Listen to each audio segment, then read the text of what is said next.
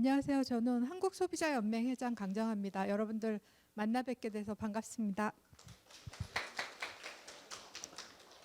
저희가 사실 그 소비자연맹이 그동안 많은 자원봉사자들의 활동으로 이렇게 53년째 활동을 하고 있는데요. 어떻게 보면 몇 년 만에 새로운 식구들을 맡게 되는 계기가 돼서 굉장히 기쁘게 생각합니다. 소비자연맹에는 상근 활동가도 있지만 사실 많은 소비자분들께서 저희의 활동을 도와주셔야 저희가 활동의 목표로 하고 있는 소비자 보호를 적극적으로 할 수 있는 그런 기반이 아닌가 생각이 돼서 오늘 여러분들이 새롭게 참여해 주시는 분도 계시고 또 그동안 몇 년 동안 같이 활동해 주신 분도 계신데 어쨌든 오늘 발대식을 계기로 해서 앞으로 저희 소비자연맹 활동 또 크게는 소비자 보호를 위한 활동에 적극적으로 참여해 주시기를 우선 부탁드리면서 오늘 인사말 대신하겠습니다. 오늘 사실 제가 여러분들께 말씀드릴 내용은 PPT를 준비했다가 뭐 그렇게 띄울 것까지는 없고 또 영상으로 참여하시는 분도 계셔서 그냥 간단하게 얘기를 드리도록 하겠습니다. 현장에 계신 분들은 얼굴을 보고 인사를 드리는데 또 영상으로 오신 분들은 특별히 인사를 못 드리지만 앞으로 자주 만날 기회를 만들고 또 여러분들이 이 옆을 지나거나 아니면 많은 일들로 소비자연맹을 많이 방문해 주시기 바라고요. 저희가 서포터즈 활동이 활발해지면 연맹 안에 서포터즈 라운지를 만들까 지금 생각을 하고 있습니다. 그래서 꼭 무슨 필요한 일이 아니라도 여러분들의 어떤 휴식의 공간이랄지 아니면 여러 가지 뭐 교류를 할 수 있는 공간들을 좀 만들어 볼까 생각 중이어서 앞으로 기대를 해주시기 바랍니다. 오늘 저는 이제 소비자연맹을 소개하면서 사실 소비자 보호, 소비자 이런 얘기를 하는 거는 많이 들으셨을 거라고 생각이 됩니다. 우리가 소비자 권리를 많이 얘기하고 있는데 지금 디지털 시대, 저희가 지금 디지털 시대의 소비자 환경, 소비 환경이라고 얘기를 하는데 디지털 시대의 소비자 운동의 목표이기도 하고 또 소비자들은 어떤 마음으로 갖고 있는 게 좋을까라는 고민을 최근에 많이 하게 되면서 소비자 시민성이라는 곳에 제가 지금 관심을 갖고 있습니다. 그래서 오늘 이 부분에 대해서 조금 말씀을 드리겠는데요. 소비자 하면 여러분들 생각은 어떠세요? 여러분들이 소비 생활을 하는 사람 소비자. 그 외에 소비자는 그러니까 시장에서의 소비자는 어떤 관점에서 봐야 되는지 혹시 생각해 보신 적 있으세요? 소비를 하는 사람뿐이 아니라 저희가 경제학에서 얘기하면 소비자는 아주 가능한 한 적은 자본을 투입해서 자본이라는 게 아니라 적은 돈을 투입해서 자기의 만족을 최대화할 수 있는 게 사실 경제에서 보면 합리적 소비라고 얘기를 하고 있잖아요. 그래서 많은 사람들이 소비자로서는 어떤 소비 행위를 할 때 적은 비용으로 많은 만족을 얻으려고 하는 게 소비자로서 당연한 활동이고 또 그러한 것들을 만족시키기 위한 활동들이 필요한 게 또 소비자 단체의 역할이기도 합니다. 그래서 소비자연맹의 첫 번째 슬로건이 소비자 이익에 봉사하는 단체였어요. 1970년에 저희가 활동을 시작하면서 그때는 소비자 권리나 소비자 이익이라는 말이 사실 시장에서는 거의 찾아보기 어려웠던 거고 경제 발전이라는 목표 아래서 사실 소비자가 어떻게 대우를 받는가에 관심이 없고 단지 이제 산업의 발전에 굉장히 많은 관심이 있었던 시기라서 소비자 권리라는 가 무시되기 일쑤였기 때문에 이런 소비자 운동을 하는 단체가 생겨났습니다. 근데 최근에는 소비자 시민이나 아니면 시민 소비자라는 말들을 많이 하고 있는데요. 그거는 여러 가지 환경들이 변했기 때문에 이전에 생각했던 자기 만족을 추구하는 소비자를 넘어서는 시민으로서의 소비자를 생각해 보자는 그런 의미인 것 같습니다. 여러분들이 최근에 많은 사건들을 겪으면서 이런 생각을 해보셨는지 모르겠어요. 그러니까 개인의 차원에서 이익을 추구하는 거하고 우리 사회 전체의 이익을 추구하는 것 사이의 괴리가 나타나게 되는데 이제 취약계층에 대한 얘기들이 나올 때 여러분들이 많은 소비자들이 다 긍정적으로 생각하고 있지만 또 일부에서는 우리 세금을 지원해서 취약계층을 무조건 지원하는 게 맞냐 이런 생각을 해보신 적이 없으신지 모르겠어요. 또 아니면 저희가 지금 기후 문제에 대응하면서 되도록 쓰레기 발생을 줄이고 쓰레기를 분리수거하고 뭐 또 쓰레기 처리에 대한 비용을 점점 올린다던가 아니면 에너지 가격을 올려야 되는 이 상황이 도달했을 때 내가 귀찮고 나는 여름에 시원하게 살고 싶고 겨울에는 아주 뜨뜻하게 살고 싶은데 실내 온도를 뭐 18도로 제한을 하라든가 아니면 여름에 실내 온도를 26도로 제한한다든가 이러한 정책들을 들으면서 사실 소비자로서 그거를 어떻게 받아들여야 될까라는 고민을 해보신 적이 있는지 모르겠어요. 그래서 오늘 그 부분에 대해서 조금 말씀을 드리려고 하는데요. 앞으로의 소비자 운동이 개인의 소비자의 이익뿐 아니라 다른 소비자 아니면 미래에 올 소비자들, 그러니까 다른 소비자는 지금 현재 가치 활동 살고 있는 2세대의 소비자뿐 아니라 미래의 소비자를 생각해주는 그런 소비자 운동이 돼야 되지 않을까라는 생각을 제가 요즘 많이 하고 있습니다. 그래서 미래의 소비자들을 생각한다면 사실 지금에 닥치고 있는 기후 문제를 우리가 더 악화시키지는 말아야 되겠다라는 생각을 하게 되고 아니면 좀 더 지금 우리가 누리고 있는 환경만큼 미래에 오는 소비자들이 누릴 수 있게 해주려면 우리가 좀 더 뭔가를 해야 되지 않을까라는 생각도 하지 않을 수가 없는 것 같아요. 그래서 시민이라는 개념이 소비자 운동에 도입이 된다면 그 시민 소비자로서의 역할 아니면 시민 소비자를 같이 활동하는 소비자 단체의 역할 이런 것들이 지금까지와는 조금 달라져야 되지 않을까라는 생각이 듭니다. 여러분들은 이제 새로운 사실 디지털 시대가 되면서 소비 환경이 굉장히 많이 변했습니다. 최근에 AI의 대표적인 걸로 이제 얘기되고 있는 챗봇 같은 경우도 써보셨는지 모르겠는데 거기에서 만약에 내가 어떤 해외 구매에서 사기를 당하지 않으려면 그러면 이전에 소비자들이 정보를 막 여러 군데 돌아다니면서 찾다가 이제는 챗봇 한 군데만 물어보면 그 정보를 다 얻을 수 있을지 몰라요. 근데 그 정보가 정말 좋은 정보인지 아닌지는 또 여러분들이 판단해야 되는 그런 문제가 있으니까 소비 생활에 있어서도 내가 합리적인 소비를 하려면 어떻게 해야 되는 시각이 이전과는 다를 수 있다라는 생각이 들기도 합니다. 네. 오늘 이제 얘기하는 시민성이라는 거는 옛날에 처음에 유럽에서 시민을 얘기할 때는 어떤 정치에 적극적으로 참여한다든가 아니면 어떤 권력을 갖고 있는 사람들이 누리는 권리를 일반 소비자도 누려야 한다는 이런 관점에서 많이 접근을 했다면 최근에는 디지털 시대 시민성이라는 거는 또 다른 개념에 많이 변화하고 있는 것 같습니다. 저희가 8, 90년대만 하더라도 어떤 한 사회 위주의 시민, 그러니까 우리나라 안에서 시민들의 권리를 얘기하다가 90년대 들어서고 2000년대 되면서 교육이 굉장히 활발해졌잖아요. 지구적인 문제가 생겨나고 아니면 우리가 뭐 가난한 나라, 부자 나라 이런 얘기를 하면서 세계의 시민성이라는 얘기가 나왔는데 그럼으로써 우리가 공정무역이라든지 아니면 기후변화에 전 세계가 같이 대비해야 한다는 이런 선언이라든지 이런 것들이 나오면서 우리가 시민으로서의 권리나 역할이 전 세계의 문제로 확대되는 그런 것들이 있었는데 지금은 이제 디지털 시대의 시민성이라는 관점에서 보면 여러분들이 디지털 시대에서 가장 시민성이 필요하다고 생각되는 분야가 있으세요? 우리가 알고 있는 시민성. 다른 사람을 배려하고 나의 권리를 찾는 동시에 나의 책임을 같이 하는. 아마 그 지금 중고등학교나 초등학교에서 디지털 시민성을 교육할 때 가장 핵심적으로 얘기하는 것이 온라인에서의 차별 문제가 아닐까 생각이 됩니다.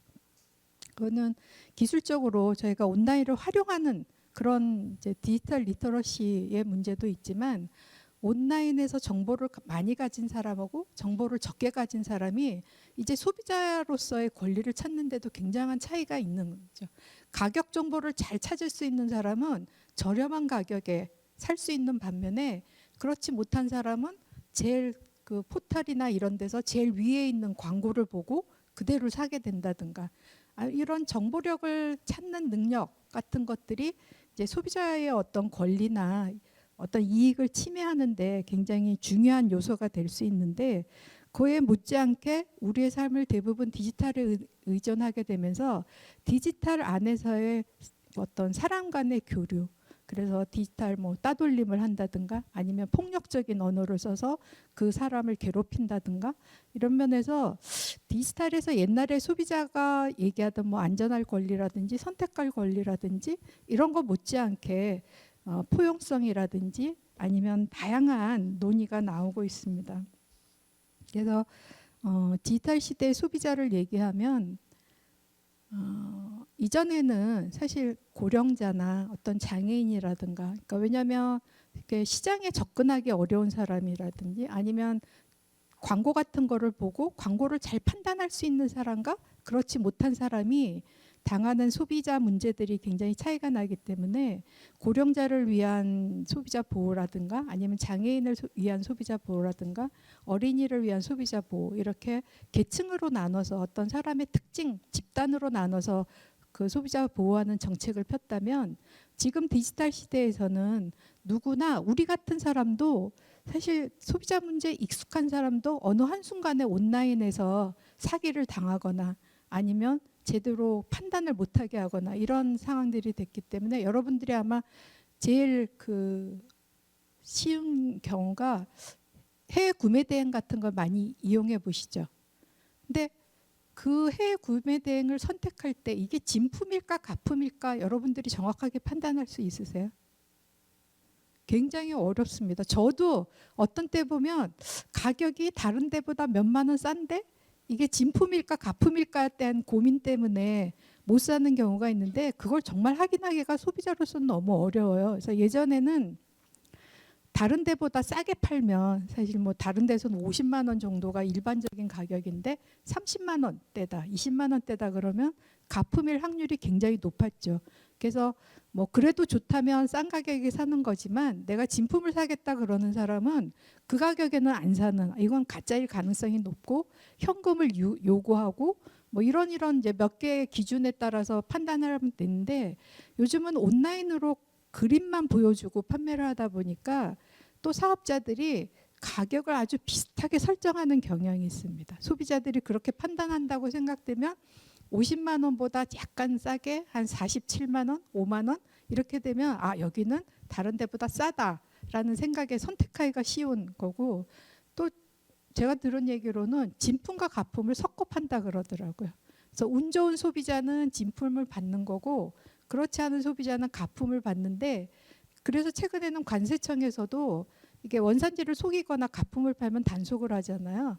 근데 확률적으로 그 업체가 진품이 걸릴 확률도 있고 가품이 걸릴 확률도 있어서 단속하기도 굉장히 어렵다라는 얘기를 합니다. 그래서 이것처럼 우리가 보통의 소비자, 특별히 취약하지 않다고 생각되는 소비자도 이제 이 온라인의 디지털 시대에서는 언제든지 경우에 따라서 당할 수 있다라는 판단이 서기 때문에 디지털 시대의 취약 소비자는 누구나 될 수 있다라고 지금 보고 여러분들이 아마 최근에 여러 가지 금융상품이나 보험상품 같은 데 가입할 때도 여러 가지 체크하는 게 굉장히 많긴 하지만 정말 내가 좋은 상품을 골랐는지에 대한 확신은 많이 없으실 거라고 생각이 들어요. 그래서 그런 것처럼 그 상황에 따라서 소비자가 보호받을 수 있는 상황을 만들어 주는 것이 지금 현재 이제 소비자의 어떤 취약성을 극복하는 그런 얘기라는 논의들이 많이 있는데 그래서 소비자 운동이나 여러분들이 소비자 연맹에 같이 일원으로 활동하시면서 모니터링을 같이 한다든가 조사를 같이 한다든가 아니면 소비자의 의견을 내준다든가 이런 활동을 하면서 그런 부분들을 많이 생각해 주셔야 되지 않을까라는 생각이 듭니다. 어쨌든 저희가 그 지능정보 사회에서의 소비자로서는 같이 참여하고 많은 소비자로 서로 같이 참여하면서 서로 소통하고 정보를 서로 교류를 해야 되는 거죠. 댓글 같은 게 사실 그 소통의 창구이긴 한데 그거를 사업자로부터 돈을 받고 댓글을 좋게 써주는 게 아니라 정말 소비자로서 나의 경험을 그대로 써줌으로써 다른 소비자와 소통하는 그런 역할도 필요하고 협력의 의미를 갖는 거죠, 같이. 그리고 그 여러 가지 정보에 대해서 비판적인 생각으로 접근하고 또 사기를 당했으면 예전 같으면 사실 뭐 아유 그 예전에도 그랬지만 지금 온라인에서 사기를 당하거나 온라인에서 여러 가지 형태의 따돌림을 당하거나 하는 거는 이전과 다른 굉장히 그 회복력, 정신에 있어서 피해가 굉장히 커지고 있기 때문에 온라인에서 기록이 남으면 거의 평생이 가잖아요. 그래서 그런 것들을 극복하는 어떤 회복력 같은 것도 앞으로 저희가 고민을 해봐야 되는 그런 부분이라는 생각이 듭니다.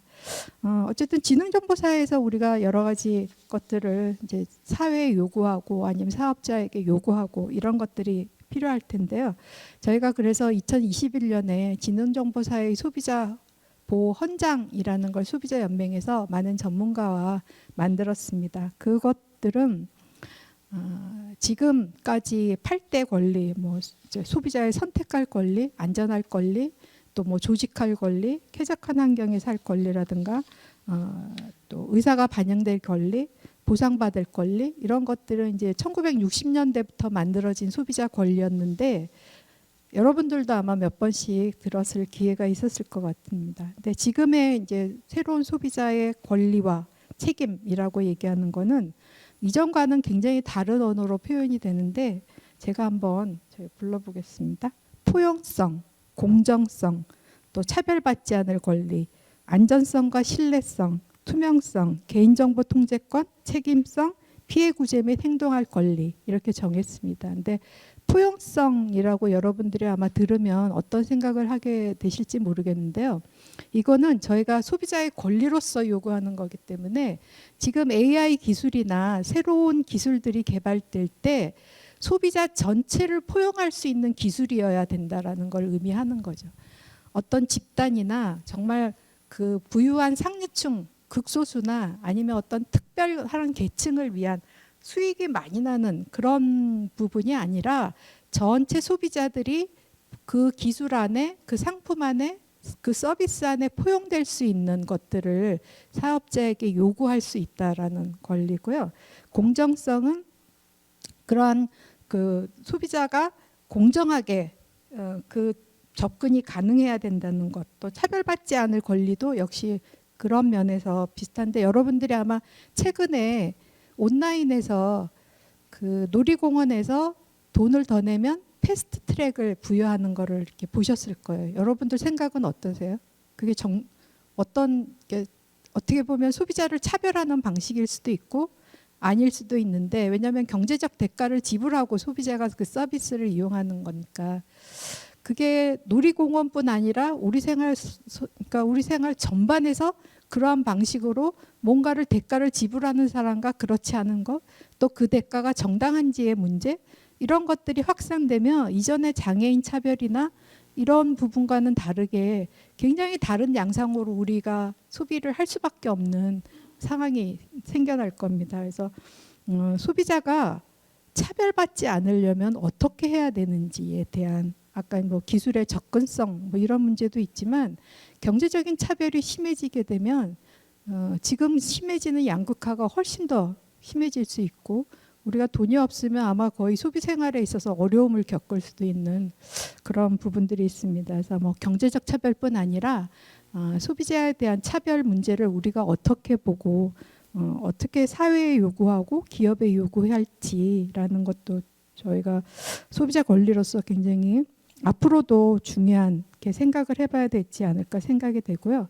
안전성과 신뢰성은 뭐 우리가 그동안 제품의 안전이나 이런 거 못지않게 최근에 개인정보가 털리는 일도 너무 많고 또 네트워크가 고장나서 우리가 항상 쓰던 카톡이 제대로 쓰지도 못하는 그래서 안전성의 개념이 이전에 뭐 밥솥이 폭발하고 뭐 화장품이 트러블을 일으키고 이런 거를 넘어서서 지능정보사에서는 우리 생활 전반에 걸친 그 정보 네트워크의 문제가 굉장히 중요해지는 그리고 새롭게 나타나는 개인정보의 안전성 같은 것도 아마 새로운 문제가 되지 않을까라는 생각이 듭니다. 그리고 투명성 같은 것들이 아까 이제 말씀드린 대로 내가 어디 5월 이제 오늘 내일부터 이제 연휴니까 여행을 가려고 그랬는데 어떤 상품이 좋을지라고 이제 포털에 들어갔어요. 근데 상품들 안내가 쫙 떠 있습니다. 그러면 거기서 어떤 것이 광고로 올려져 있고 어떤 거는 소비자들이 많이 찾아서 올려놨는지 여러분들은 어떻게 확인하세요?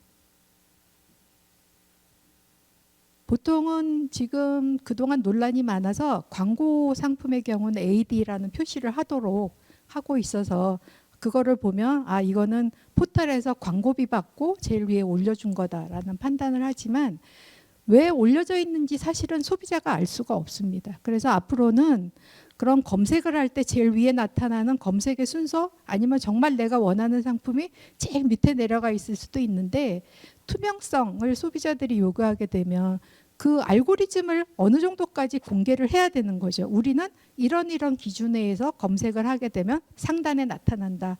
상단 제일 위에 있는 거는 광고비를 많이 낸 회사. 그다음에 상단에 한 세 번째 있는 거는 세 번째 그룹은 소비자들이 많이 찾는 것. 이런 것들을 소비자들이 그 알고리즘을 알고 그것을 보게 되면 아 나는 다른 소비자들이 많이 찾는 상품을 위주로 보겠다든지 아니면 뭐 상품평이 좋은 상품 위주로 보겠다든지 이런 것들을 이제 선택할 수 있게 되니까 이런 투명성을 요구하는 것도 굉장히 중요한 것이 아닐까 생각이 됩니다. 그리고 개인정보 통제권이 있는데요.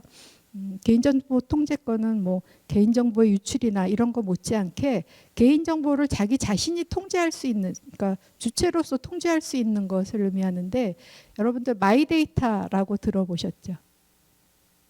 지금 마이데이터가 금융 쪽하고 의료 쪽에서 많이 논의가 되고 있는데요.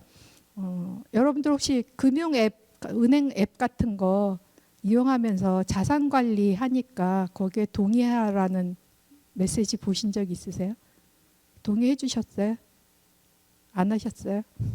한 번 더 생각해 보시는 소비자시네요.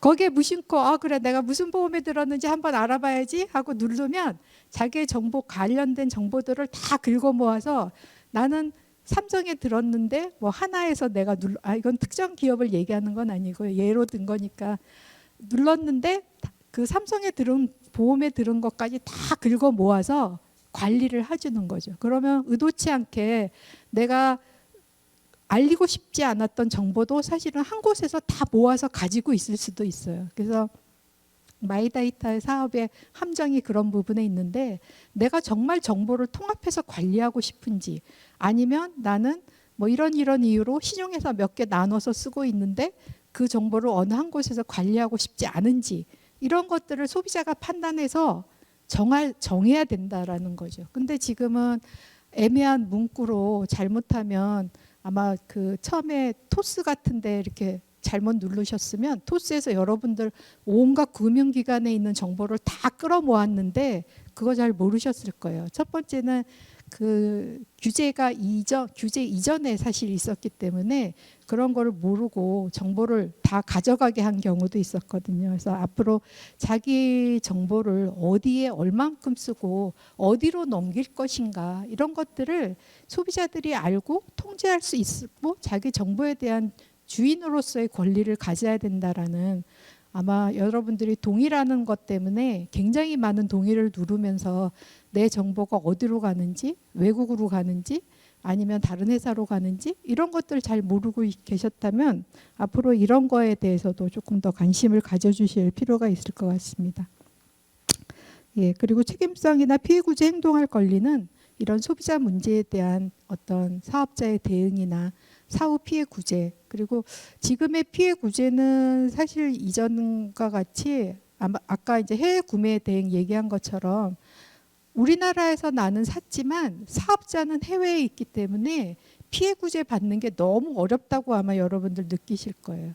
그런 온라인을 통한 여러 가지 피해 구제 정책이나 아니면 국경 간의 피해 구제 정책을 새롭게 틀을 짜야 된다는 의미에서 저희가 이제 하고 또 그런 노력도 하고 있죠. 그래서 EU 같은 데는 원래 통합 국가니까 서로 뭐 프랑스에서 샀든 독일에서 샀던 어떤 한 곳에서 처리를 해주지만 우리 같은 경우에는 해외에서 구매하게 되면 구매 그 분쟁을 해결해 주기 위해서 도와주는 기관이 있긴 하지만 그거는 자발적으로 그쪽에서 처리를 해줘야 협력하는 관계여야 가능하지, 그렇지 않은 경우에는 사실 실질적으로 저희가 받아낼 방법이 없는 경우도 많이 있습니다. 그리고 특히 미국에 본사를 둔 모 회사는 소비자가 항의를 하게 되면 미국 본사에 이메일을 보내라 그러면서 한국에 있는 그 대리점 같은 곳에서는 그 불만 접수도 안 받는 그런 경우들도 많이 있거든요. 그래서 그것처럼 앞으로는 소비자 피해 구제 같은 것들을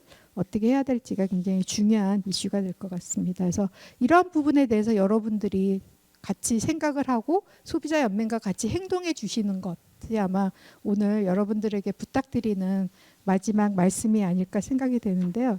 저희가 그 소비자들이 직접 그 소비자 모니터라고 저희가 보통 얘기를 했는데, 서포터즈로서 앞으로 참여하실 그 사업들이나 활동들이 굉장히 많이 있습니다. 아마 후반에 그 소개를 드릴 것 같고, 앞으로 제가 말씀드린 이러한 지능정보사회에 맞는 소비자 권리를 우리가 어떻게 같이 실현할지 이런 부분에 많은 관심을 가지시고, 또 얘기 드린 대로 소비자로서 시민으로서의 소비자 어떤 소비자여야 되는지에 대해서도 저희에게 많은 의견 주시면서 같이 활동을 해 주실 거를 부탁드리면서 마치도록 하겠습니다. 감사합니다.